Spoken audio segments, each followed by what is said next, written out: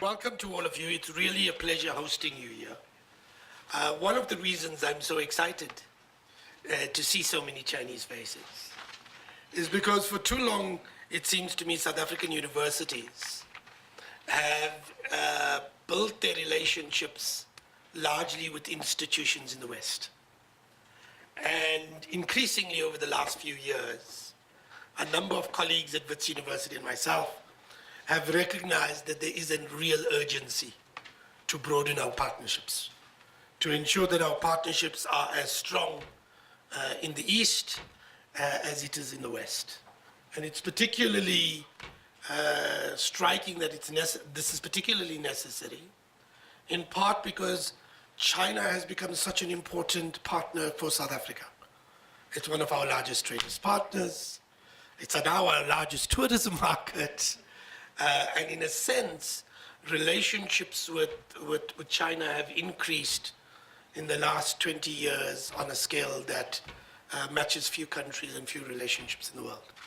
And so in a sense, it makes lots of logical sense for us to start building our relationships. A couple of years ago, which was a year ago, Mohammed, we did a series of visits in Shanghai and Beijing, and we met all of the top 9 Chinese universities, effectively to explore the possibility of partnerships. And so this dialogue, if you like, is important for us. It's important for Wits University, but it's particularly important, I think, for South African higher education. And so I really want to welcome each one of you to the Senate room, where all of our major Senate debates actually take place. You are at Wits University, for those who don't know it. This is the place that was the alma mater of Nelson Mandela. It was the place where Robert Sobukwe taught. It produces most of the leadership of all of the political parties. The ANC, large numbers came to Wits University. Helen Ziller used to be here. Musi Maimane used to be here. 3/4 of the EFF leadership is here, have been here and are still here. And so we produce quite a number of the political leadership. But we also produce quite a significant number of the economic leadership. Some 60% of CEOs in the Johannesburg Stock Exchange are graduates of Wits at one point or the other.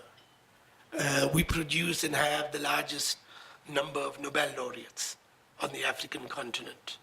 We produce some of the most substantive journalists and social commentators in our society. And often when I am doing the graduation and I say to parents and graduates that Wits produces most of the billionaires on the African continent, my colleagues in sociology remind me that we also produce all of the social commentators who fight those billionaires on the African continent. So if you like, it's a very special institution, in part because it's located at the very heart of the economic hinterland. Remember, some 37% of South Africa's GDP is produced in this wider city region. And we at the center, if you like, of the city region. We emerged as a university to service the mining industry. And the mining industry was the core, if you like, of the industrialization of the society. More importantly, without the mine, we wouldn't have had Johannesburgs. Because in a sense, if this is one of those few cities in the world that's not near a river mouth and not near the sea. It's built simply because it was meant to service the mines.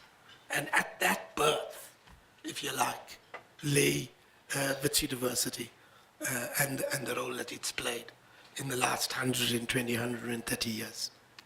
I do want to say 3 important things to frame the conversation that will be taking place today. The first is at the level of higher education. Many of the challenges of our world are transnational.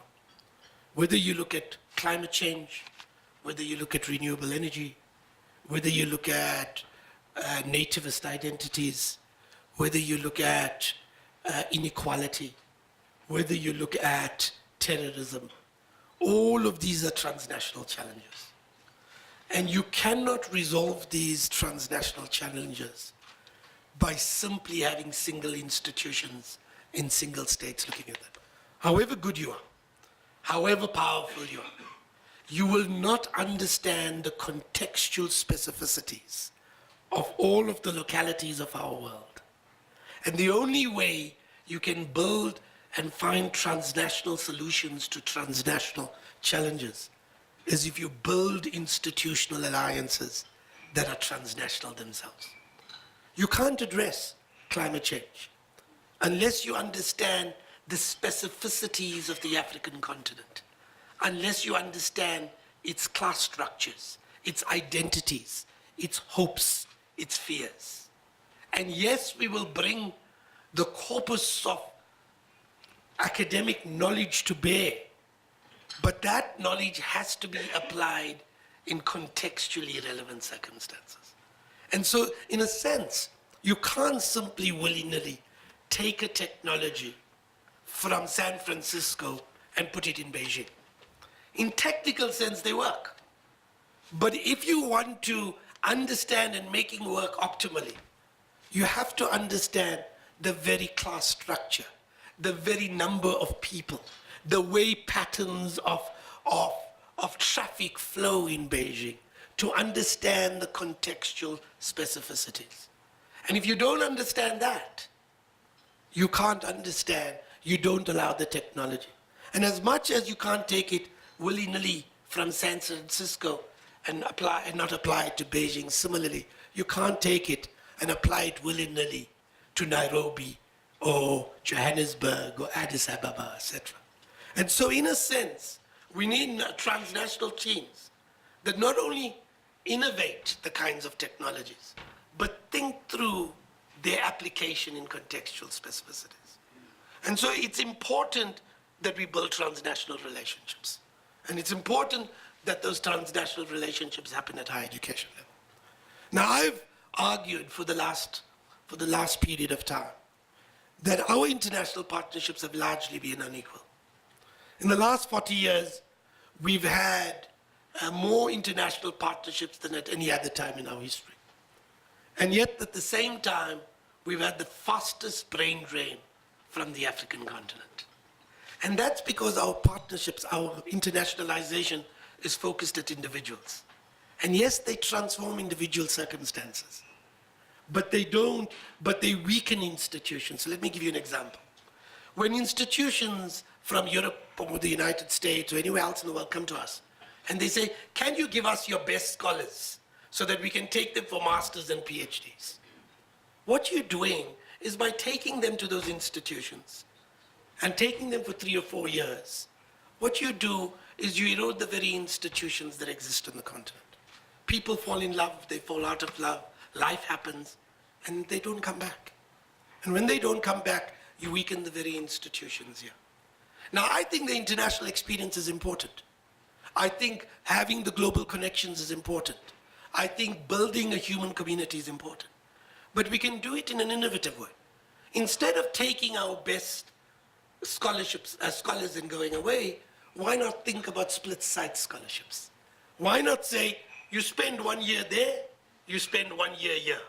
You're rooted here, you get the international and networking experience there, but you can come back to the very institutions that you're there. In this way, you both build institutions, but you also create the global human networks and solidarity.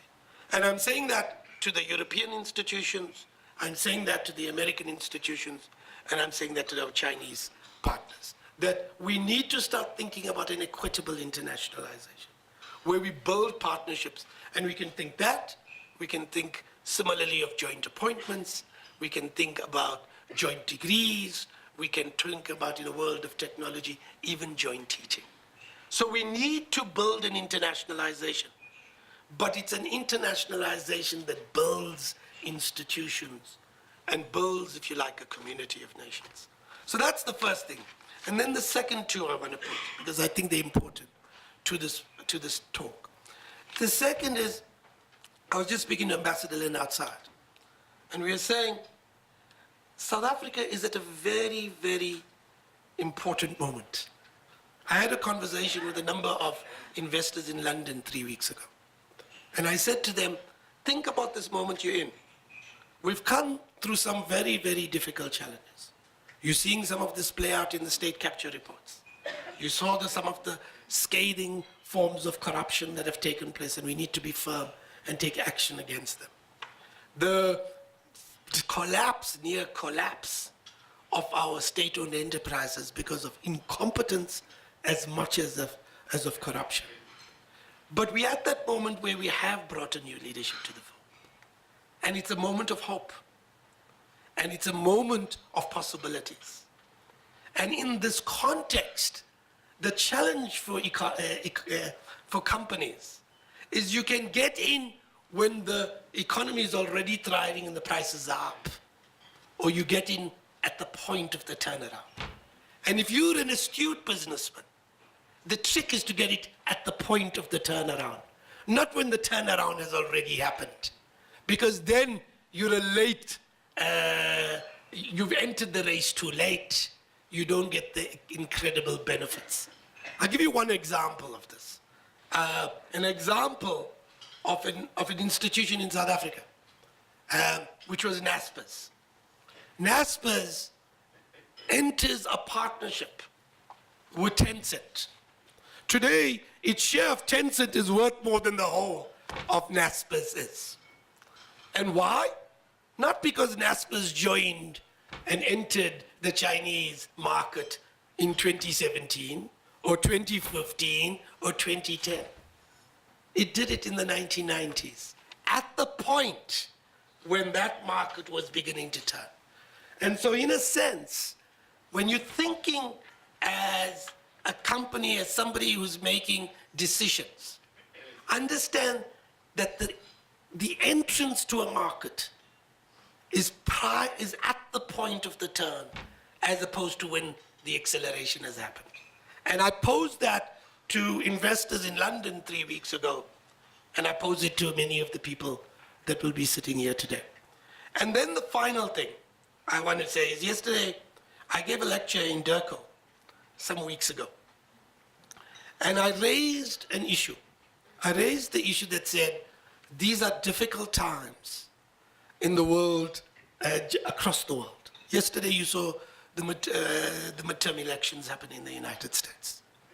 And what we're seeing in the world is the rise of nativist ideologies and the rise of proto-fascist movements. They're happening across the world. We've seen examples of it in North America. We've seen examples of it in Europe. We've seen examples of it have huge consequences in the election of Donald Trump, in the formulation of Brexit. This is a moment of great threat, but it is also a moment of great opportunity, because alliances have been ruffled in a manner that haven't been done for 60, 70 years. If you understand the relationship between Western Europe and the United States is more fractious today than at any other time in 70 years. And if you're really interested in an inclusive society, then actually an inclusive society, at least in the developing world, has never been built in a world where there's been a single superpower. It's always been built where power is contested in the global arena. And as alliances fracture, this is a moment of opportunity for new alliances to be constructed. And it's an opportunity for new alliances to be constructed in a manner that puts inclusive economics on the global agenda. And it seems to me that that's the moment of hope. But for us to do that, we need two things. Well, three things. We need a political leadership that understands this moment and is able to exploit it. In all Afrikaans language, ons must have a plan. We must need a plan. Because if you don't have a plan, you can't use this opportunity. Second, you need, if you like, a bureaucracy, a diplomatic corps that is skilled, that is capable of taking that plan and implementing it coherently across the diversity of our interactions. And the third thing, you need alliances. And I cannot think of more important alliances to have in this global arena than one with China and with countries in the East. And so this is a great moment. It's a great moment of threat, but it's a huge moment of opportunity. But if we're going to use this opportunity, then we need to understand both the global context and the local. We need to have a plan, and we need to have alliances, both political and institutional, that is able to take this moment and capture it, so we build a better world for all of us. So again, I want to thank you for coming to Wits and for engaging in this. And I hope those remarks, if you like, frame a conversation about how to build a human solidarity and a better world for us all. Thank you very, very much. Thank you, Prof. And it's hard for me to follow the professor and vice chancellor, the principal. He gave us a very visionary and insightful speech here, so it's very inspiring. My dear and respected Professor Adam Herbert, the Vice Chancellor and Principal of the Wits University, Mr. David, my good friend, David Merkensen, Chief Director for the Regional Organization from DECO, and dear professors, scholars, students, friends from both Chinese and South African governments, business community, think tanks, and medias, ladies and gentlemen, good morning. Indeed, it's my great pleasure to come to Wits University again for the dialogue on the 20 years of China-South Africa engagement. On behalf of the Chinese Embassy in South Africa, I wish to extend my sincere thanks and warm congratulations on the timely hosting this event. I wish to thank the organizer for the hospitality and the thoughtful arrangement, and I wish to extend my heartfelt appreciation to the Wits University, and particularly to my dear Vice Chancellor and Principal Professor Adam Hardy for your personal support and personal involvement in your inspiring speech in this event. This year marks the 20th anniversary of China-South Africa diplomatic relations. 20 years ago, it was President Nelson Mandela who made such a major political decision to establish diplomatic relations with the PRC on the basis of one China policy. Since then on, regardless of the changes in international situations, the government and people of South Africa have always upheld the political commitment of one China policy, laying down the solid political foundation for comprehensive and fast growth of the bilateral relations. Today, we can say very proudly that President Mandela and otherwise leaders of ANC and South Africa have made the right decision with their strong sense of responsibility and great visions and strategic thinking. Their decision is not only consistent with the trend of the history, but also serve the fundamental interests of our two countries and two peoples. Their visions and historical contributions will remember forever. Every country or any time we need the visionary leadership. Over the past 2 decades, thanks to our joint efforts, China-South Africa relations have achieved leapfrog development from partnership to strategic partnership and to comprehensive strategic partnership. Today, our relations have 4 advantages, namely political mutual trust, mutually beneficial cooperation, people-to-people friendship, international coordination. And with 3 major characteristics of being strategic, all-dimensional, and win-win, and supported by 4 cooperation platforms. Our relations supported by 4 very important cooperation platforms, namely the FOCAT, the BRICS, the G20, and South-South cooperation, the BRICS cooperation, and the Bear and Road Initiative, and South-South cooperation. Our relations has brought visible and tangible results and benefit to our peoples. First, our political and strategic mutual trust has remarkably strengthened.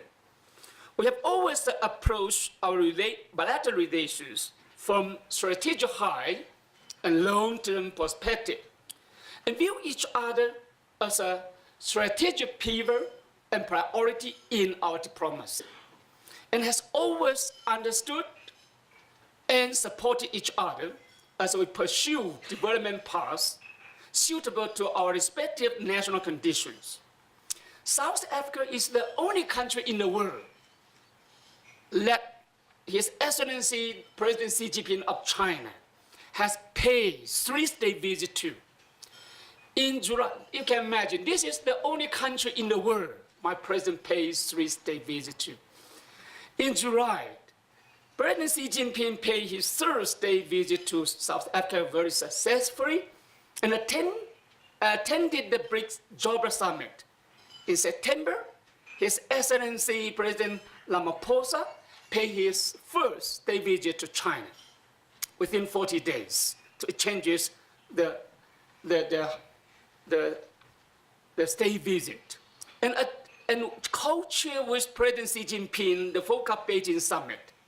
Through such a frequent exchange of visits, our 2 countries have greatly strengthened political mutual trust, synergized development strategy, and sketched out a blueprint for our future relations. And that is the plan. Second, China has become South Africa's most reliable cooperation partner. Most reliable cooperation partner in your economic and social transformation. Today, China has already become South Africa's largest trading partners and the main source of foreign investment and tourists. China has for 9 years remained South Africa's largest trading partners. And South Africa has for 8 years in a row remained China's biggest trading partner in Africa. In 2017, our bilateral 2-way trade reached $39.17 billion, which accounts for 1/4 of China-Africa trade, represent an increase of 26-fold from the beginning of our diplomatic relations. Chinese business have invested over $25 billion in South Africa, an increase of over 100 times from the beginning in 1998, because at that time we have no money, creating over 400,000 local jobs, more than that, I'm sure. During President Xi Jinping's visit in July, our both sides and the business from our both sides signed a number of cooperation agreements worth of $17.7 billion. That's one visit. The business from both sides signed a lot of agreement worth of $14.7 billion. When His Excellency President Ramaphosa visited China in September, the 2 sides again signed multiple cooperation agreement. South Africa has gained access to China's huge and fast-growing market of over 1.3 billion population, and has become an important destination for Chinese investment and tourists. Third, people-to-people exchange between our 2 countries has set up a good example in the continent, in China-African relations. with a growing cooperation in education, culture, science, and technology, health, youth, women, media, and think tank. The mutual understanding and friendship between our two peoples continue to grow and deepen. China has become an increasingly popular destination of study, work, and tourism for South African youth. Fourth, China and South Africa have maintained close cooperation in regional and international issues to firmly uphold our common interest and that of the whole developing world.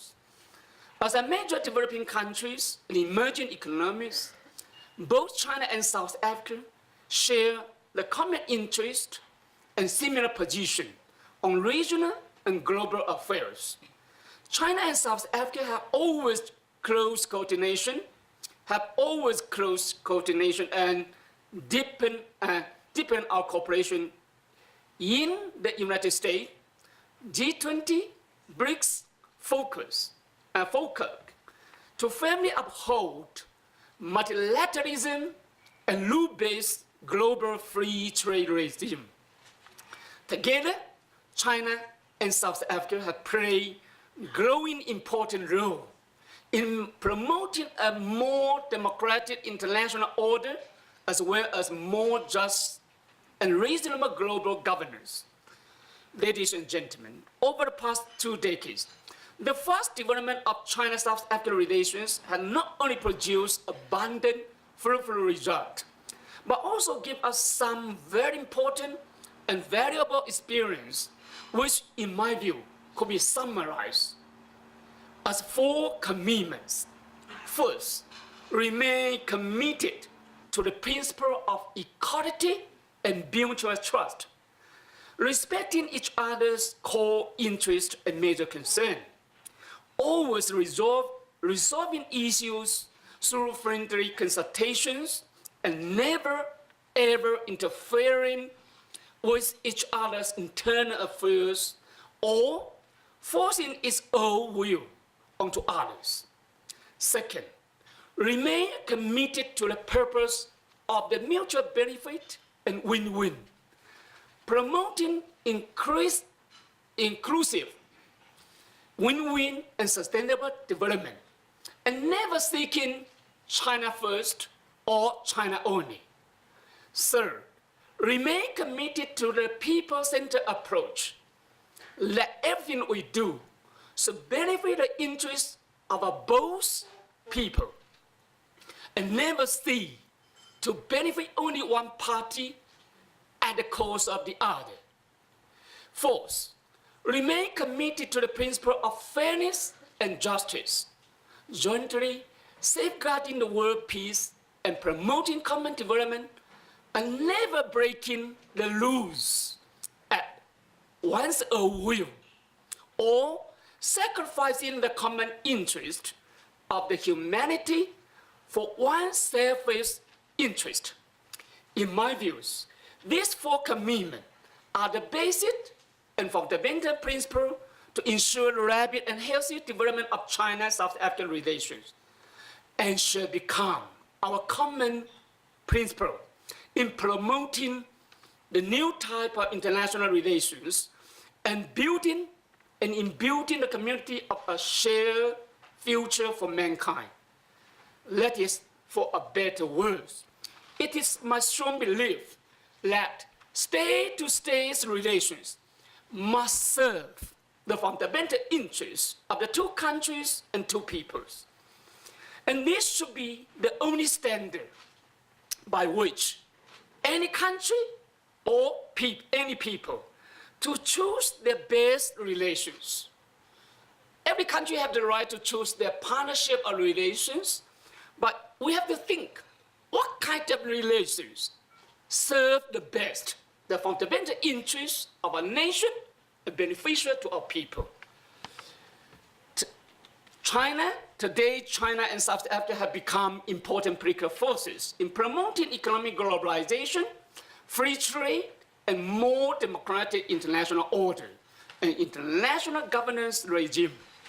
With membership in FOCA, BRIC, G20, and the United Nations, China and South Africa showed a unique responsibility in promoting and safeguarding world peace and common prosperity and the common interests of developing countries and the emerging economies.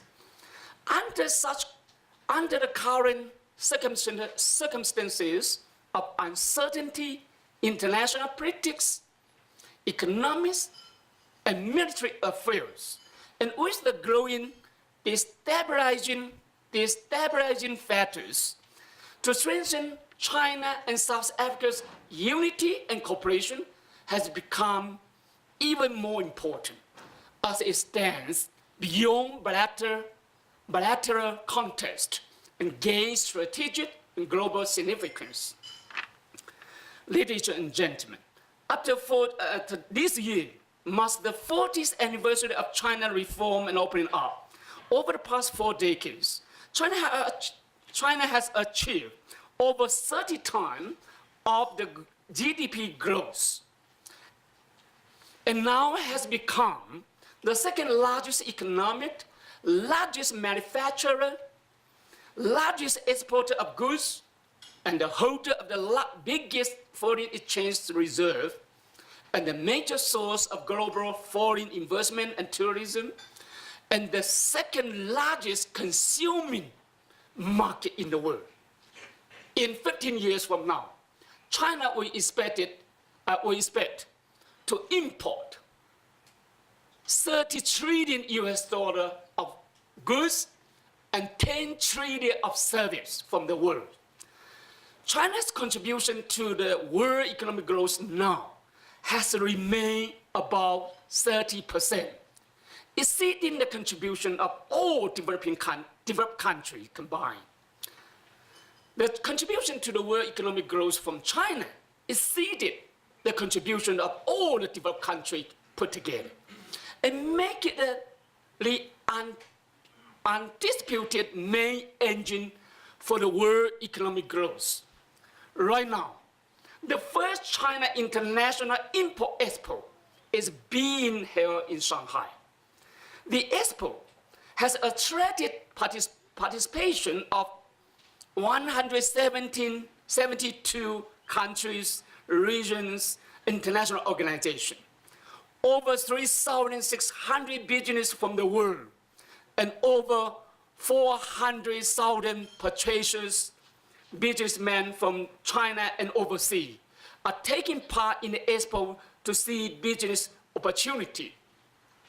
It is the first ever national import expo in the world, which marks a major and concrete action of China to proactively open up its market, firmly support the trade liberalization, and economic globalization, build an open world economic, and share the future for common development.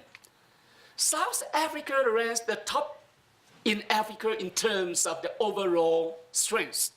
The countries enjoy 3 unique advantages of rich resources, super location, and best condition and foundation for economic development, not only in the continent, but also in the developing country, but I'm sorry to say, except China.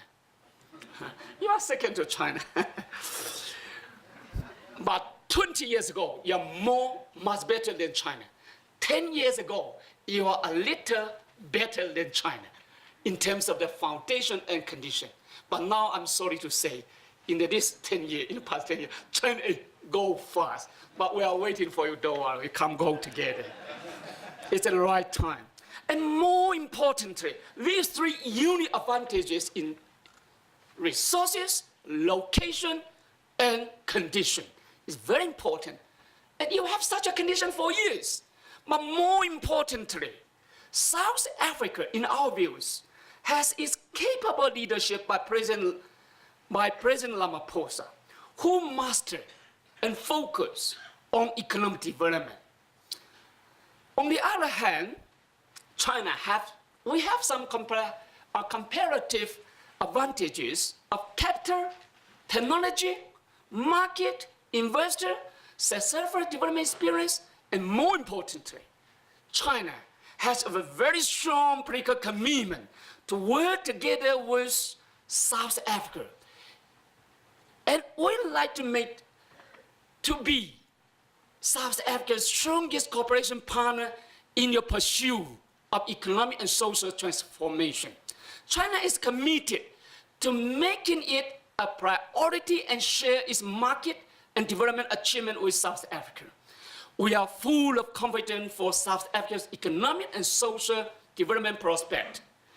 We are willing to join and support South Africa's effort to become the locomotive and production base for the African industrialization and modernization, and the pilot country for connecting the Belt and Road Initiative with this continent. In my view, this country not only the main gate of the continent, but also could be a production base to serve the African industrialization and modernization. We like to work together with you to make sure this country become a locomotive to drive the industrialization in the continent and support the modernization in the continent. Now, China and South African relations have already entered the golden time of harvest. Our common task is to take action, and action. It's the right time for us together to take concrete action to produce more real results to benefit our two people, because the blueprint, the plan, has made by our two presidents and two governments. Now is the right time for us to work together to take concrete action to see the real result to benefit our people. China is ready to join effort closely with South Africa to fully implement the important agreement reached between our two presidents, as well as the outcome of the two summits. First, we should continue to keep up high-level exchanges and continue to understand and support each other on the issue of core interests and major concern, so as to further consolidate the political foundation for our two countries, for our bilateral relations. Second, the political foundation is very important. The second, we should work together to play a pilot and demonstration role in connecting the Belt and Road Initiative with this continent.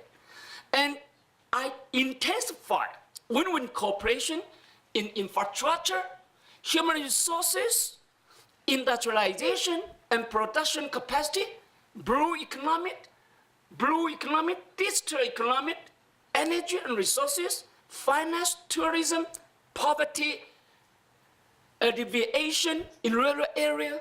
And third, we should continue to promote exchanges and cooperation between think tank, media, civil organization, and education, culture, and research institution.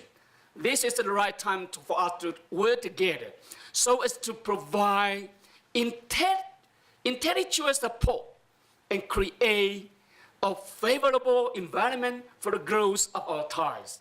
Fourth, we must join effort to tackle global challenges, firmly uphold the rule-based multilateralism and international free trade regime, and resolutely oppose any form of unilateralism, trade protectionism, hegemonism, and bullying, so as to safeguard the common interests of China, South Africa, and the rest of the developing country. To my conclude, I wish today's dialogue a complete success. Thank you so much. Thank you, Ambassador. Thank you very much. Here you are. Thank you very much, Program Director Prof. Habib, His Excellency Ambassador Lin, and Dr. Mtembu. It's a pleasure to be back at my old alma mater. I spent many years roaming these halls and in fact failed accounting and maths and stats in the basement of this very building. But Prof, thank you very much. The university saw fit not to throw me out and gave me another chance to do international relations and African political studies. And at the risk of aging him, I'd like to pay tribute to Prof Shelton. How are you? Prof Shelton was one of my lecturers in international relations, and we've kept contact over the years. He used to come and visit me in Beijing and discuss matters about China, Africa, South Africa, China, along with other colleagues that specialize in the field. So it's wonderful to see you, Prof, and other friends and friendly faces, especially back in, as I say, my old alma mater. Also, Ambassador Lin is an old friend, personal friend, and he's exactly the right person for such a debate. When we were negotiating the outcome documents for the 2015 BRICS Summit, FOCAC Summit in South Africa, Ambassador Lin was in charge of FOCAC in China. So he was the chief negotiator that we dealt with. And if there's anything positive you see in the 2015 outcomes, it's largely due to His Excellency. And I think the fact that China saw fit to put His Excellency in South Africa is indeed a tribute to the type of relationship that South Africa and China enjoy, because he is the Africa specialist in the Ministry of Foreign Affairs in China. So I think that in itself says what China thinks of this relationship.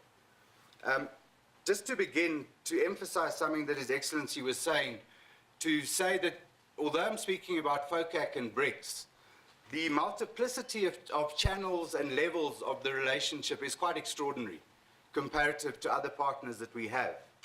And we engage with China in many layers. Of course, there's the bilateral relationship, and as you said, Ambassador, there's the comprehensive strategic partnership agreement between us that started in 2010.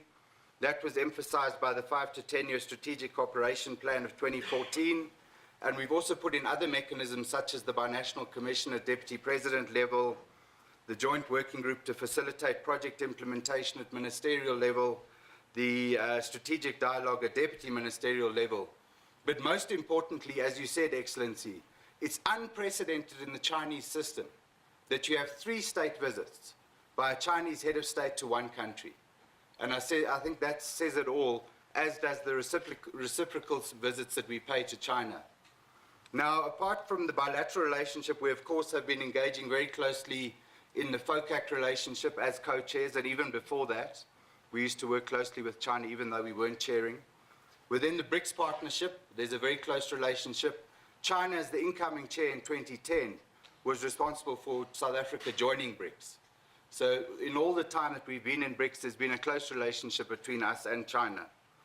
In IORA, the Indian Ocean Rim Association, China is a dialogue partner and a very active dialogue partner, having contributed to some of the objectives of the IORA. And just the other day, His Excellency announced a new financial tranche to support IORA objectives, including the Nelson Mandela Be the Legacy internship program that we'll be running with the IORA Secretariat in Mauritius.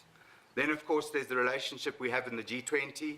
And prior to every G20 meeting, there's a meeting of the BRICS leaders, as there will be in a couple of weeks' time in Argentina, for the BRICS leaders to have a common position as much as possible when it comes to the issues of the G20.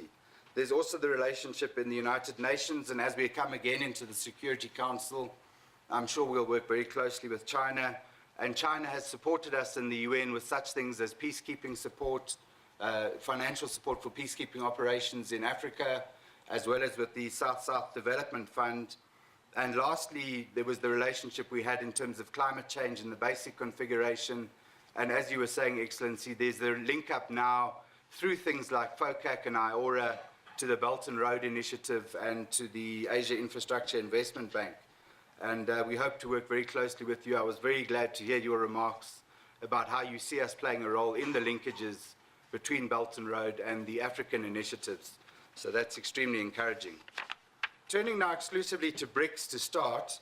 BRICS, as you all know, is a partnership of the world's leading emerging markets and developing countries, which began in 2009 in Yekaterinburg in Russia. In December 2010, at the advent of China coming in as chair, we were asked to join BRICS and attended our first summit in Sanya in 2011. And from the moment we entered BRICS, we've attempted to put Africa firmly and squarely in the agenda of BRICS. The BRICS mechanism itself aims to achieve peace, security, development, and cooperation. It also aims at contributing significantly to the Sustainable Development Agenda, the general development of humanity, and establishing a more equitable and fair global governance architecture. We believe that in the true traditions of South-South cooperation, emanating from the 1955 Bandung Conference, where Africa and Asia first tried to galvanize collective muscle to support the aspirations of the South, we believe BRICS is a continuation of that tradition. And as South Africa, we premise our relationship in BRICS on a number of levels. The first is the national level, where we use BRICS to help us achieve the objectives of the National Development Plan. We also use BRICS, as I've said, to achieve the regional integration program of SADC and the other RECs, as well as the continental program, primarily through Agenda 2063 and NEPAD, and the related continental programs such as the Comprehensive African Agricultural Development Program, the Program for Infrastructure Development in Africa, North-South Corridor, and so on. And then the next level is we partner with key players of the South as BRICS to help drive the concerns of the South in other fora such as G20 and the UN. And lastly, at the global level, we push an agenda of global equity, global representativity, and a reform of the global governance architecture, both politically and financially. And we look at how to achieve collectively the Sustainable Development Goals under Agenda 2030. BRICS initially started more as an economic financial construct, but over the years has expanded to include just about any and all activities that you can imagine in multilateral fora and bilaterally. But there are four main pillars: the economic financial pillar, the political pillar, the security pillar, and the social pillar. Now, with all that in mind, when South Africa assumed the chairship of BRICS on the 1st of January this year, our second time as chair, we decided on a theme: BRICS in Africa, collaboration for inclusive growth and shared prosperity in the fourth industrial revolution, as the theme for the 25 to 27 July BRICS Summit, the 10th BRICS Summit that was held in Sandton. And as you correctly said, that was preceded by a state visit by President Xi. We decided early on, when we were getting Cabinet to adopt the BRICS strategy for 2018, that we needed to work very closely with China as the chair in 2017. So there are a number of elements of China's program that we carried forward into our chairship. For example, the midterm meeting of the BRICS foreign ministers to discuss issues of common global concern, that's something we carried forward from China. The concept of a BRICS Plus engagement as an add-on to the BRICS outreach engagement that South Africa started at the 2013 summit was something we brought into our program. And then we also decided to hold a special retreat based on what President Xi said last year about the conclusion of the first golden decade of cooperation. We looked at how to make sure that the second decade of cooperation would be just as golden, probably platinum, comparative to the first decade of cooperation. In the spirit of the theme, the BRICS leaders committed to building responsive, inclusive, and collective solutions to global political and economic challenges, and undertook to develop an integrated and comprehensive response to the fourth industrial revolution, so as to maximize the opportunities that the fourth industrial revolution presents, while also minimizing the challenges, particularly the challenges in the world of work. And China was very supportive in having that as our main driving thrust of the chairship this year, bringing in something that it was developed, I think, as part of the G20 in Hangzhou, the partnership on the new industrial revolution. China brought that then into the concept that we were developing under the fourth industrial revolution, and that all became part of the outcomes documents of the 10th summit, which are contained in the Johannesburg Declaration. In terms of the main outcomes, there was a variety of initiatives that South Africa put forward, which was supported by China and the other partners. And again, you can look at the declaration to find these, including what we said about the fourth industrial revolution, and linked to that the acceptance of a BRICS networks of science parks, technology business incubators, and small and medium-sized enterprises, the establishment of a BRICS vaccine research center in South Africa, the establishment of a women's forum to promote gender empowerment, linked with a Russian idea about a BRICS Women's Business Alliance, support around the need to cooperate on peacekeeping issues, particularly in the UN system, a BRICS working group on tourism, and a foreign affairs spokesperson's platform where we could start developing our own narrative as BRICS rather than always having to read a Western narrative about what BRICS is supposedly all about. There were 2 MOUs signed at the conclusion, an MOU on regional aviation and an MOU on environment to add to the variety of MOUs that have been concluded over the years. And with South Africa having opened the African Regional Center of the New Development Bank in August 2017 in Sandton, we had the signing between Brazil and the New Development Bank of the opening of the second regional center for South America in Brazil that was signed at the conclusion of the BRICS summit. Now, as I've said, South Africa has primarily used BRICS both for its national purposes but also for the Africa focus. And as part of that, we've, in 2013 and this year, had a big focus on BRICS engagement with Africa. So we had another outreach this year where we invited all the elected leadership of Africa, including the chair of the African Union, the chair of NEPAD, the chair of the regional economic communities, to which we added all the leadership of SADC as our own regional economic community. To that, we added the Chinese concept of the BRICS Plus, and we invited the leaders of various formations of the South. Unfortunately, some of them weren't able to be with us, including the chairs of the G77 and NAS, but we did have the leaders of the current leader of the G20, CARICOM, and the Organization of the Islamic Conference. And it was a very informative discussion between all these leaders, the leaders of the South and the leaders of Africa engaging with BRICS to see what the collective BRICS leadership could do in multilateral fora such as the G20 and the UN to help us address the challenges faced by the world, to help us as South Africa, frankly, address our triple challenges, and to help drive forward what we want to achieve collectively in terms of finding a place in the sun for the global South. South Africa, I think, has shown success in the fact that we've leveraged our membership to increase trade and investment, tourism, capacity building, skills and technology transfers. Through BRICS, we've now got the New Development Bank, which provides another avenue of financing for infrastructure projects. We've helped in building closer collaboration to forge stronger working relationships and synergies between such groupings as civil society, academia, labor, and so on, in a bid to make BRICS inclusive on a people-to-people level. And we've expanded from the Track 1 initiatives into Track 2 initiatives involving business and academia, and the Track 3 initiatives involving various sectors of society. In reaction to the current trend, as you were saying, Prof, in the current trends in the world, particularly of populism, unilateralism, protectionism, the unilateral use of force and sanctions, BRICS has emphasized the central role of multilateralism, concepts of the rule of law in the international environment, and other important priorities that we believe can keep us safer and stronger in the current geopolitical environment. So we haven't shied away from tackling those difficult issues. Both in terms of the bilateral relationship and within BRICS, we've succeeded in decreasing the negative trade balance between us and China and between us and other BRICS countries. For example, the trade imbalance in BRICS for us was 112 billion rand in 2016. We've managed to get that down to 98 billion in 2017. And our partners in BRICS, particularly China, have heard our call for building manufacturing capacity in Africa, in South Africa, as well as helping us to beneficiate and add value to our products. And as part of that process, the economic partnership strategy of BRICS, South Africa has volunteered to lead on the manufacturing and minerals processing elements of that strategy, as well as the science, technology, and innovation.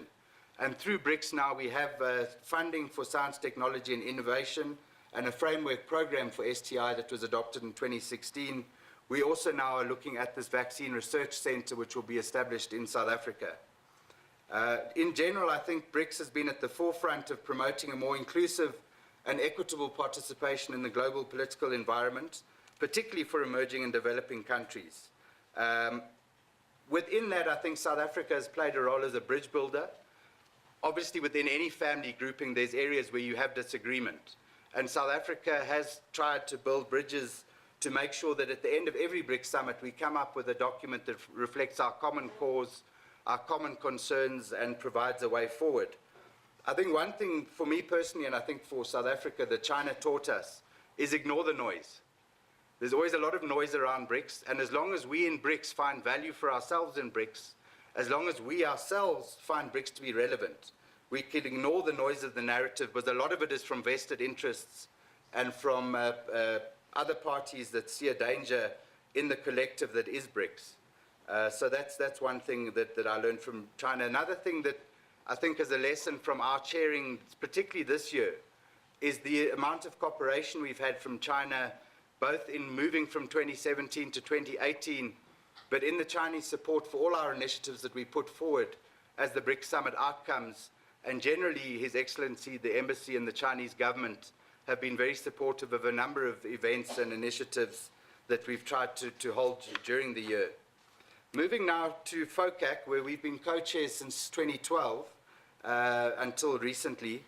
I'm sure you all know FOCAC was established in 2000, and very early on South Africa became involved in FOCAC, particularly as at the same time we were central to the move from the Organization of African Unity to the African Union and the development of NEPAD as the socio-economic development program of the continent. So we wanted to make sure, as FOCAC and other strategic partnerships were being developed, that the linkages were very clear between FOCAC and what was happening on the continent. And that's one area where I think, as a lesson of FOCAC, the Chinese do listen. The initial concept of FOCAC didn't have any African Union linkages whatsoever. It was also very bilaterally focused. The implementation of FOCAC was almost exclusively bilateral. And it wasn't just from China's side. There was great resistance from many African countries for FOCAC to be anything other than bilateral. But we approached our Chinese friends to say that FOCAC needed to be a hybrid. The bilateral leg was fine, but we also needed a very strong multilateral leg, where FOCAC could help us support the African Union's objectives, firstly through NEPAD and then subsequently through Agenda 2063. But particularly we needed FOCAC support for the cross-border multi-country projects, the infrastructure projects. And China responded to that. And we saw, I think from about 2014, 2015 onwards, Premier Li Keqiang's visit to Addis Ababa. There was a reaching out to the African Union, a signing of an MOU with the African Union, and an engagement between China and the NEPAD Secretariat and the African Union Commission and some of the REC secretariats to see how China and the FOCAC mechanism could be more involved in helping us build the infrastructure that was so essential in Africa. And if one looks at the results of the 2015 summit, China responded to what we said were the three key bottlenecks to African development, which was infrastructure, skills development, and financing. And that comes out very clearly then in the outcomes of 2015, how China responded to those. The one area where I think we still need to work with China going forward is the capacity on the African side for a proper follow-up mechanism. Traditionally, the FOCAC follow-up secretariat in Beijing engages with the African group of ambassadors in Beijing, and there's always then a conflict between what's going on in Addis Ababa, our African group of ambassadors in Addis Ababa and the group of ambassadors in Beijing. And they often don't speak the same language. Even ambassadors from the same country will say something different in Beijing from Addis. So I think that's one area going forward that I think we can still do a bit. And linked to that is the reporting, how we report at each summit or each ministerial the implementation. We need to have more of an African voice in that. But having said that, where China did respond very favorably to us as chair is as we were preparing for the Johannesburg summit, traditionally China had prepared documentation for meetings. But China said, that's fine, South Africa, you want to engage with the African Union, you want to engage with the African ambassadors in Beijing and Addis Ababa, you do the first drafts of the Beijing outcome documents. And that was a first in FOCAC, which China responded to. And then subsequent to that were the negotiations and the taking forward of the matters with Ambassador Lin and his team. The other outcome that I think was significant from Johannesburg was the upgrading, just as South Africa had upgraded its partnership in 2010, was the upgrading of FOCAC in 2015 to a mutually beneficial, comprehensive strategic cooperative partnership. And this was under our theme, China-Africa Progressing Together, Win-Win Cooperation for Common Development. I'm sure at the time it took a lot of people by surprise the volume of financing that was put on the table by China. The $60 billion that was announced by President Xi as part of the 10 new measures that were announced by China in 2015. And going forward now to the FOCAC summit in 2018, China has agreed, as you've, I'm sure, all seen, to keep on extending the same volume of financing, $60 billion again for the next 3 years, in terms of the Beijing Action Plan 2019 to 2021. And another element is that there are 8 new initiatives announced by President Xi, but linked to that is the fact that those 8 new initiatives speak very closely to the 10 new measures that were announced in 2015. So it's not like there's a separate process that's happened. It's a continuation of the relationship and the implementation. And China announced at the 2018 summit that almost all, if not all, the financing provided in 2015 had been allocated to projects. Obviously, it hadn't all been implemented, but it had all been allocated to projects, which I think is another significant outcome.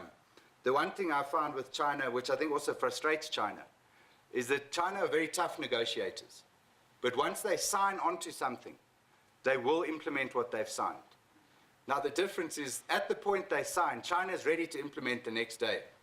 We in South Africa, we in Africa, we take the signing as the point we start planning for implementation. So there's always a lag time where China's ready to go and we're still seeing how to use the money or the projects that have been put on the table. So I think from the African side, that's certainly something we can work on and learn from our Chinese friends.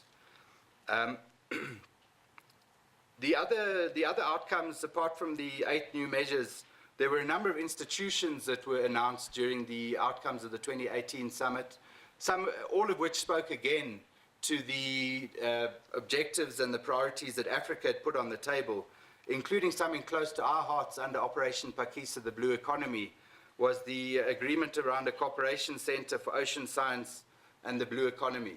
And that, I'm sure, will link to the work we do together in IORA to help us drive forward the IORA program, whether it be through the African strategy for the oceans or the South African Operation Pakisa strategy.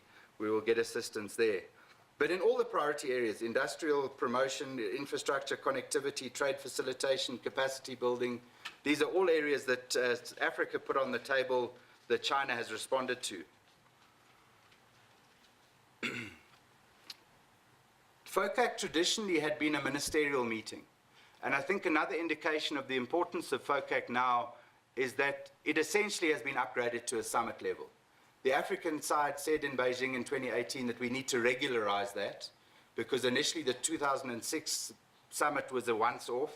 Then there was the 2015 summit, and China graciously acceded to the request that the 2018 meeting also be a summit. So I think although it hasn't been a formal outcome of FOCAC, it may be that FOCAC has now developed to the summit level. One area where, from the African Union side, there's a push for greater involvement from the African Union. So we've appealed to our Chinese friends that they engage more directly and more consistently with the African Union Commission. I do understand China's concerns. When we started FOCAC, there couldn't possibly have been a relationship for the AU at the center of FOCAC, because there were a number of African countries that were not supporting the People's Republic of China. There's still one African country that does not support the People's Republic, and who is an AU member. There was also the question of Morocco and the Sahrawi Republic, Democratic Republic, where China has a very close relationship with Morocco, but does not have relations, diplomatic relations with Sadr. So that was a problematic element that meant we couldn't have AU as the central coordinating element, as it is with TICAD and some of the other partnerships. But I don't think that's in any way inhibited or hindered the relationship and the fact that it's an Africa partnership. I'm sure somewhere down the line it will become an African Union-China partnership once we convince some of our friends to see the light, as it were. The other area that was highlighted was the need for alignment between financial institutions in Africa and China, and a better understanding of how to access financing. But again, on the African side, the problem we've always had is a viable project pipeline. There's a lot of projects on paper, but very few of them are bankable. So there's always been that gap between a project on paper and what is actually a bankable project that can be financed. And China, again, has responded to that. For example, within the BRICS New Development Bank, China has made funds available for a project preparation facility. And there's other areas where China has also contributed to project preparation to close that gap where we can get more and more projects coming up the project pipeline that are ready for implementation and for financing.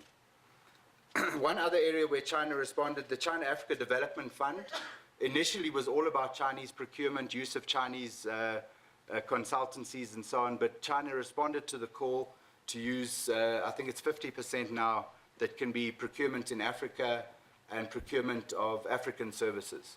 So again, there was a response when Africa did make an appeal. As I said earlier, I think my main lesson working with China very closely over the years is that China does listen. They do believe in mutual win-win solutions. They do realize that it's in the long-term interests of China that we develop together, that it helps nobody if there's a complete imbalance in development and in the relationship between countries. So when China talks about engaging Africa and African countries as equals in a trusted relationship, what I found is they genuinely mean that. And when you as the African negotiating side put your red lines, China listens to that. Just one example in the bilateral relationship was when we were battling with the textiles and clothing. China responded to our call and had a moratorium or a quota on the textiles and clothing that could come into the South African market from China. And they also made money available that we could help upgrade our textiles and clothing sector. Unfortunately, what happened in the end result was that other countries like Bangladesh and Vietnam filled that gap. But the point I'm making is that when we came to China with a real problem, they responded to our call for assistance in that regard. And I found that same willingness to listen and to find solutions has pervaded all through our relationship in BRICS and in FOCAC.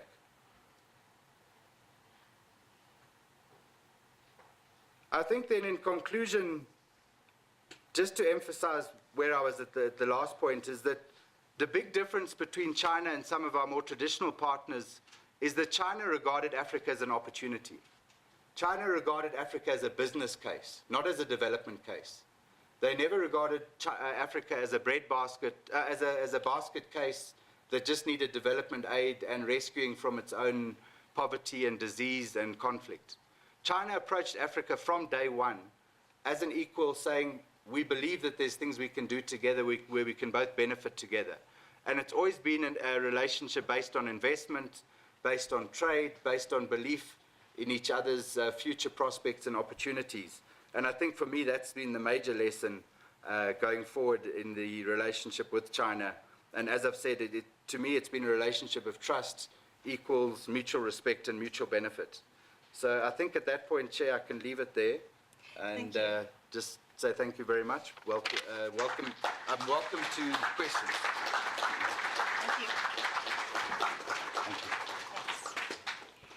Factually, it's not about whether somebody believes or does not believe that, but it is factually incorrect, because what you are failing to do is to break down that 60 billion, what it actually composes of. Now, probably about 15 billion of that 60 billion was actually in low interest loans and concessional finance. You know, you have in that 60 billion items such as export credits, buyer's credits, you have, funds, for businesses and so on and so forth. But if you're failing to analyze what actually it composes of, then you are doing a disservice to actually understanding China's engagement with the African continent. And I think within the academy, we've been very lazy in terms of, so I'll give you an example. We look at aid, from traditional donors in Europe and so forth. And often we don't have a problem in conceptualizing some of their commitments as aid and others which they conceptualize as other official flows. Which are, for instance, credits that come from the European Investment Bank and so forth. But we don't lump it together with what we consider aid. And yet, when it comes to China, what we've often tended to do is to say that all of what, China maybe provides is aid, but that perpetuates the kind of aid narrative that is actually not the reality, of China-Africa relations. Now, my talk is essentially on African agency in that. And often what you will find in the narrative is that because the assumption is often that African countries are passive bystanders of any international partnerships, then you'll find that permeating also into the relationship we have with China. And therefore, much of the narrative we might say that China, the new neo-colonial power in Africa, as though African countries are simply sitting bystanders, in global politics and have no actual agency in determining their own fates. Now, that is a mistake, because even as we go back, to modern relations between Africa and China, we need to acknowledge Africa's leading role, for instance, in the push for the People's Republic of China to take the UN seat, over the Republic of China or Taiwan. Now, that was African agency, a demonstration of agency from the African side to actually push within the United Nations framework for China, for mainland China to be the representative, of China. Now, that was not an imposition, and Tanzania, for instance, played quite a key role in that regard. Another point is the role of African countries in the establishment of FOCAC and the shaping of priorities in 2015, especially in 2018, in the FOCAC summit. And to do that, I think it's important to acknowledge the year that FOCAC was actually founded. In 2000, I think it was The Economist magazine, which came out with a headline which said, Africa, the hopeless continent. That's the year 2000, hopeless continent. That same year, FOCAC was established, right? Now, what was it that China was seeing in Africa that others were seeing hopelessness? When we started in 2000 until 2010, 6 of the highest, of the fastest growing economies in the world were African countries, right? 6 of the fastest 10, 2000 to 2010. Between 2011 and 2015, 7 of the fastest growing global economies were African. Now, we can discuss the distributional effects and all of that. We can discuss that. But the point of the matter is that from the year 2000 to 2015 at least 6 and 7 of the fastest growing economies were actually African.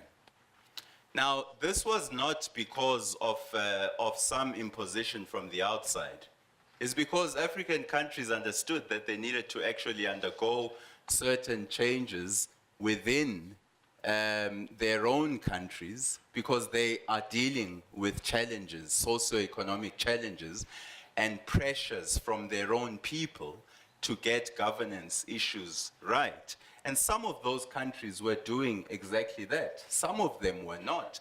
But some countries were essentially doing that to such an extent that you started having an Africa Rising narrative that started to permeate in the global discourse. Now, what that does is it attracts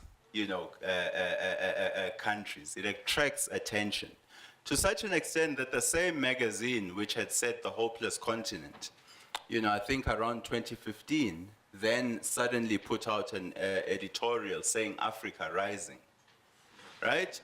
Now, that means that the attention had been suddenly focusing not just on Africa as what was once said, you know, as the scar on the world's conscience, and looking at the continent as a place to help and to aid, to do charity, and so on and so forth, rather than to do business because you actually recognize the business potential in those places. Now, that's a key point about African agency, is that it is because of the African agency that China actually noticed the opportunities within the continent. When China engages in Africa, it's not because, you know, they are like some exceptional country with a good heart and is wanting to just give. No, when China says win-win, they mean that. So they are there to win, but they are also saying, what do you want to win? And I think when you look at that, then the onus is on the country itself, right? To draw what are the key issues that it wants to achieve in its engagement with China. And I think that's what we need to be particularly focusing on.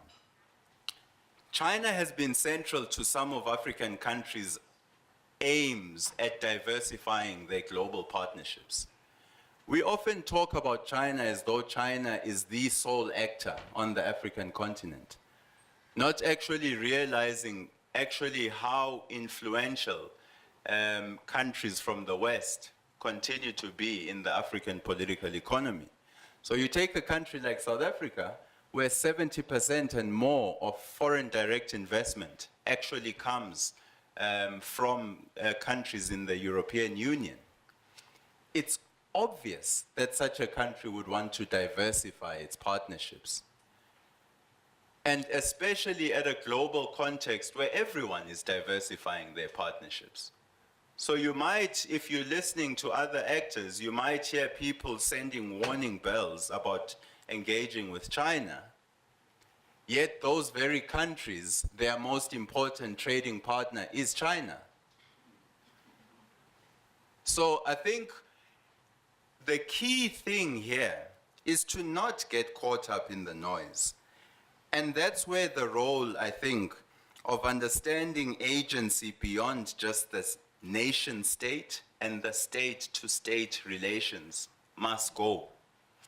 Because we are in an academic institution. Scholars have a role to play, not in pushing a particular narrative, whether good and bad, but actually in doing empirical research that forms, you know, opinions then, but based on empirical work.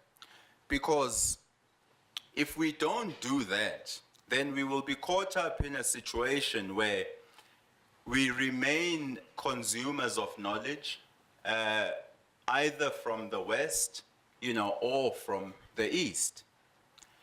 The importance, at least the challenge, you know, in closing, for the African scholar, and actually with, you know, taking into account that you have multiple tracks of diplomacy opening up at BRICS, at FOCAC, and all engagements at the G20 and so forth.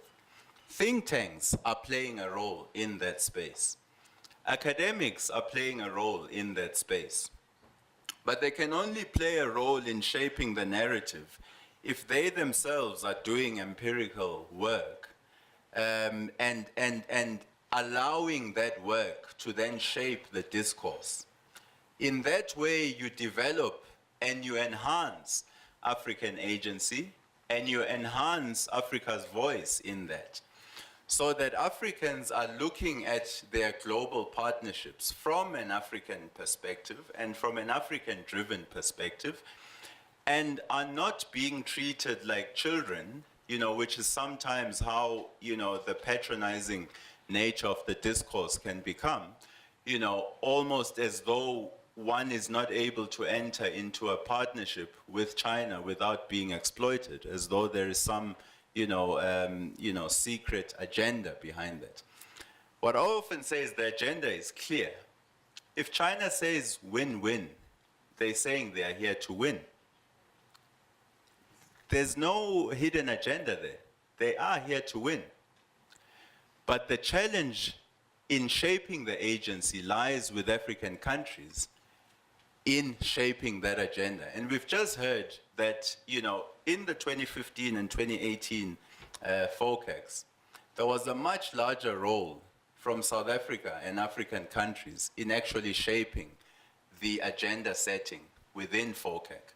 But that is because they themselves wanted and engaged with China as partners and said, these are our priorities. And if you look at the key priorities in the 2015 and the 2018 priorities, and you look at Agenda 2063 and some of the regional agendas from our regional economic blocks, you do see that there is a convergence of issue areas that are becoming central in the relationship between Africa and China. And those are being shaped from the African continent. Our task is now as scholars to continue to focus on those things, do empirical work, and understand whether we are continuing to shape those partnerships so that we are finding those bankable projects that have a broader benefit for the rest of society. And I think that's really the key in bridging, you know, agency at a state-to-state level, but also in ensuring agency beyond the nation state. Let me end it there. Thank you. Thank you, Dr. Nguyen. Sure. Thanks, Doctor. Thank you for your talk and your empirical research that brought us to... In my talk, the first thing that I would like to emphasize is that irrespective of our partnership, there's no country that was ever developed from the outside. I cannot list a single country that was developed from outside, right? So why do we expect China to develop Africa? Why do we, in the same way that we do not expect the US to develop Africa? The people who take the prime responsibility to develop their countries are the leaders of Africa and the societies that they actually come from. Now, often what I'm hearing, you know, I mean, you mentioned homogeneity of relations and so forth. While FOCAC is a single country with a continent, and there are talks within the African Union, so for instance, under the Kagame reforms, they actually address these issues of the one and the many, and on how Africa should actually structure its engagements with not just China, but also with external partners. Now, the reality is that you're not going to get rid of, you know, if a country is having a summit with African countries, the reality is that what has happened in 2015 and 2018 of saying we want to introduce a stronger role for the African Union is to exactly address issues of alignment, so that the partnership is not just based on, you know, the one and the many on a bilateral level, but that you also have some level of coordination from African countries in terms of how they are engaging with China. Now, because the relationship is actually largely bilateral within the FOCAC, and actually the basis of it was bilateral, tells you that you are not dealing with a partner which maybe looks at the continent as one. The reality is that the African continent is one of the most diverse continents in the world. You've got over 2,000 languages and cultures. You've got the reality that even in terms of geographic size, you can basically fit, you know, Western Europe, you fit China, you fit India, you fit the United States, you fit Australia, Japan. It's a huge continent. There is no country that can engage with Africa as though Africa is just some homogeneous you know, entity, as though Africa is a country. Africa is not a country. And that is why the key driver of the partnership was largely bilateral. Because it's acknowledging the fact that there is a heterogeneity within the continent. But given the heterogeneity, it is also important for Africans to realize their collective interests when it comes to engaging with China or any external power for that matter. Issues of transparency, again, the more transparent your government, or the fact that your government actually has channels which citizens can actually hold you accountable, that will obviously determine how transparent you actually are. But when I look at the relationship with China, I'm not looking at China. I'm looking at my own representatives to negotiate the best deals for me. And it's them that I'm trying to hold accountable. Because I try to regulate the issues that I can control. I can't control what's happening in Beijing in the same way I cannot control the interests of any US president for that matter. But again, it goes back to what I said. The key responsibility in African agency is Africans. Other countries will respond when Africans are actually the ones who are applying pressure on their own governments. And again, this is not just about China. It's about, foreign powers engaging within the continent. So in the same way you might, pour some level of criticism towards, certain deals and all of that, there's ample evidence of other players on the continent where things have not been transparent. So I would urge you to hold every player accountable. But what I would caution is that Africans move from creating one bogeyman after the other. We already have a Western bogeyman who exploited us and did all of this type of stuff. So are we now going to move to create the next bogeyman in China?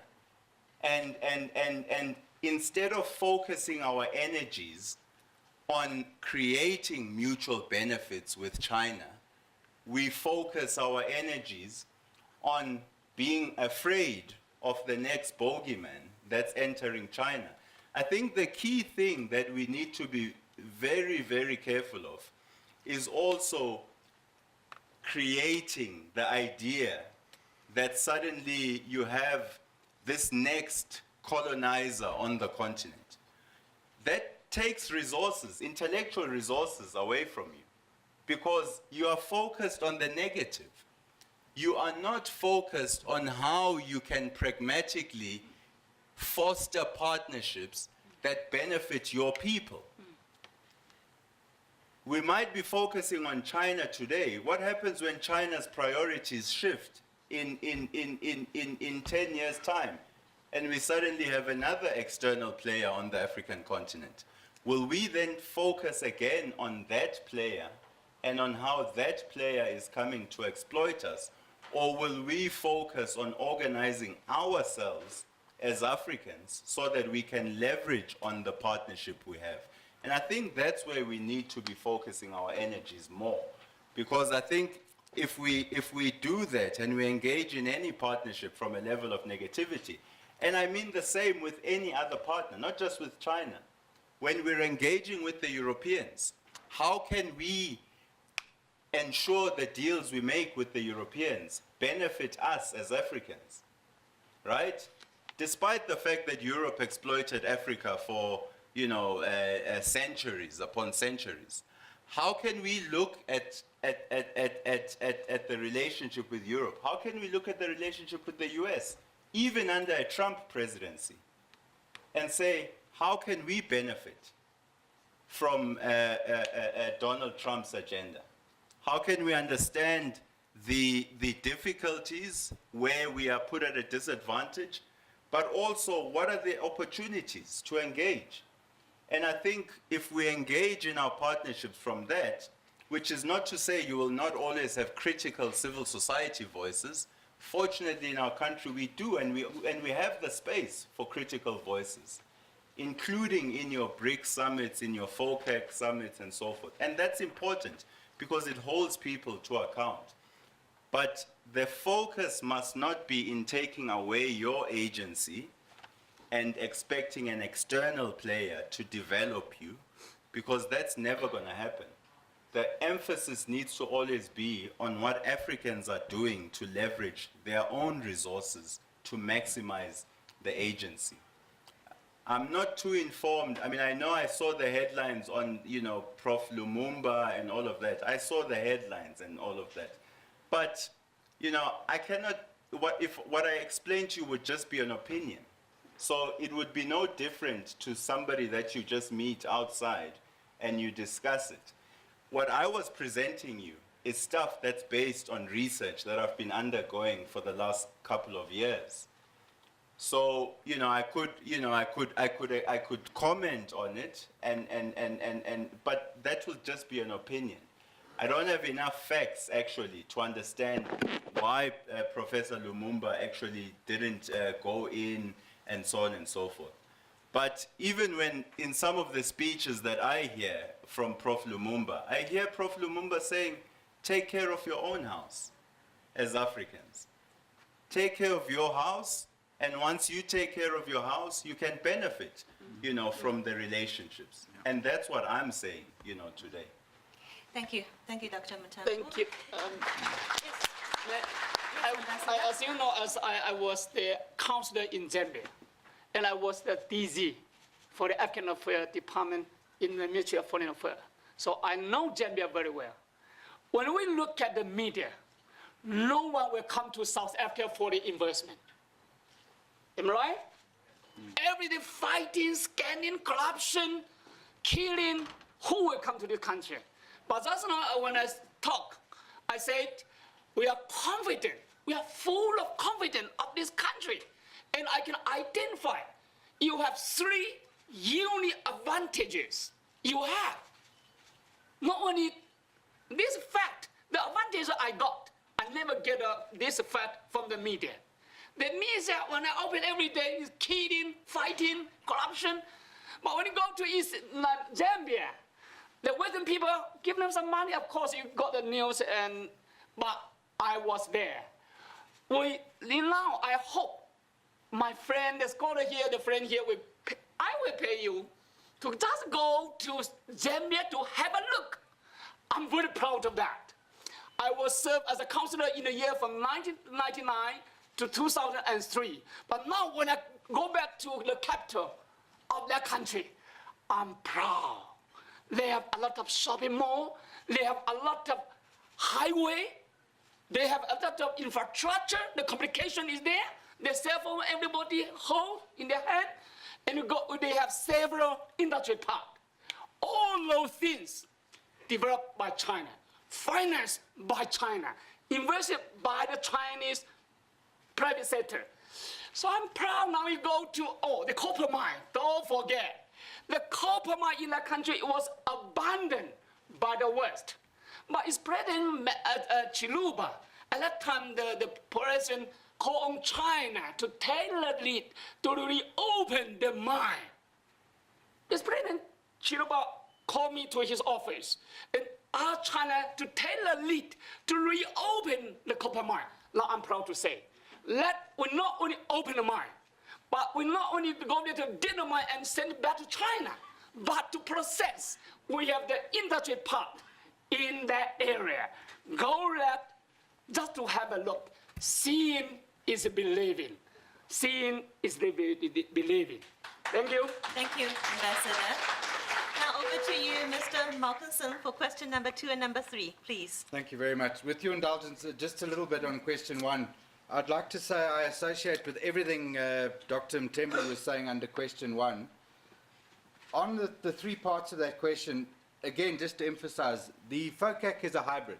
So there's bilateral implementation, which takes care of the fact that it's not homogeneous. Each country has its own conditions. But there's also the hybrid, where for Africa's own sake, the AU, NEPAD, etc., has decided there are some cross-border, multi-country projects that are for common good, as a region, as a continent, and you can always negotiate better collectively than you can individually on matters of key principles. And that's what FOCAC does with China, is negotiate on matters of key principles. On the transparency issue and whether President Ramaphosa is transparent or not, the only thing I would say, which is to say that I don't actually ascribe to that, if you go and read what he did in Parliament on Tuesday, as part of his question and answer session in Parliament on Tuesday, he answered the questions about the ESCOM loan. That's where that question comes from, the lack of transparency. It's all about the ESCOM loan. The President answered those questions.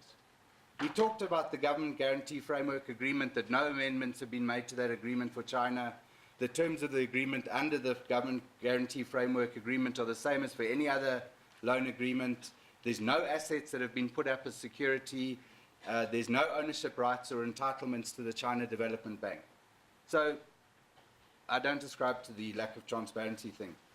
The lack of transparency then links to this hidden agenda idea, and it also links to question 4. I always find this very mystifying. There's been centuries of colonial exploitation. Those same exploiters are still involved in Africa. There's still a European country that has physically controls the foreign reserves of African countries in its own capital. And when those countries don't behave, they withhold the foreign reserves. But nobody talks about that. There's the military forces of many of the former colonial exploiters still running around on the continent. Those military forces led to the disintegration of Libya, which has led to the disintegration of the Sahel. But China's the hidden agenda? China that comes with trade and investment and a win-win cooperation model? I've always found this very mystifying, this whole thing. Remember the HIPC thing, 1999? It wasn't China that got Africa into such a massive debt crisis.